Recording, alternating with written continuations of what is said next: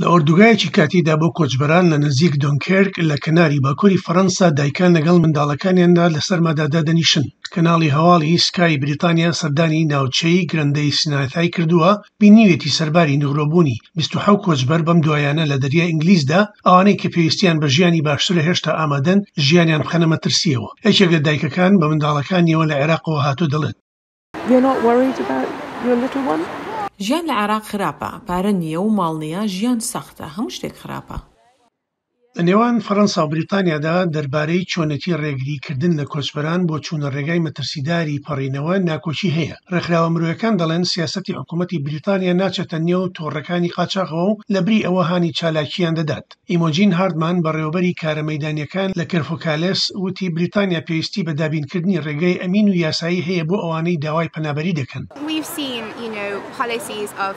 بینیمان وەک دەزانین سیاسەتی ڕێگری هەوڵدان بۆ ڕێگری لە خەڵکی لێرە لە فەڕەنسا بمێننەوە، ڕێگریکردن لە سەفەریشیان لە ئێستەدا وەک دەزانین وەک گەلی بەریتانیا دەبێت شانازی بکەین خەڵکی دەیانەوێت بێن بۆ وڵاتەکەمان. ئەوان بۆ ژیان بە جێگایەکی ئەمنی دەزانن، دەبێت سیستەمێک هەبێت ڕێگەیان پێ بدات ئەوە بکەن.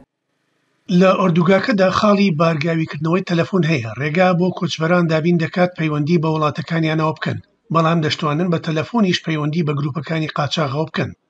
Yes, there are some guys responsible for that. They check the road. بەڵێ هەندێک کەس هەیە لەوە بەرپرسیارن تەماشای ڕێگەکە دەکەن.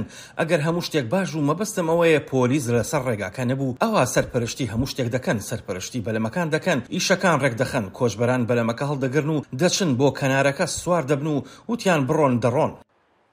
لە نێوان شمەک و کەلوپەلی بڵاوی کۆچبەران لەسەر گژوگیا هەندێک چاکەتی ڕزگاربوون هەیە. ئەوەش بەڵگە و ئاماژەیە پلان بۆ گەشتی زیاتر دانراوە لە دەریاکەدا. هەندێک لەوانەی بە هیوان گەشتەکە بکەن چەند نەوجەوانێکن کەسی گەورەیان لەگەڵ نییە لە ئەفغانستانەوە هاتوون. دوای ئەوەی تالیبان لە مانگی هەشدا دەسەڵاتی گرتەوە دەست هەڵاتون و بەجیان هێشتووە. کەناڵی هەواڵی سکای قسەی لەگەڵ نەوجەوانێک کرد تەمەنی 14 ساڵە تەنیا دیار بوو، کەسی نەبوو ئاگای لێبێت. وتی مەترسیەکان دەزانێت، بەڵام ڕوونی کردەوە وتی دەبێت بڕۆین، هیچ ڕێگایەکمان نییە. مەترسیدارە بەڵێ لە 100 لە دەریادا دەمرین، بەڵام دەبێت بڕۆین، هیچ بژاردەیەکی دیکەمان نییە. دوێنێ شەو ڕۆشتین ویسمان بچین بۆ بەریتانیا، بەڵام پۆلیسی فەڕەنسا بە چەقۆ بەلەمەکەیان تەقاند.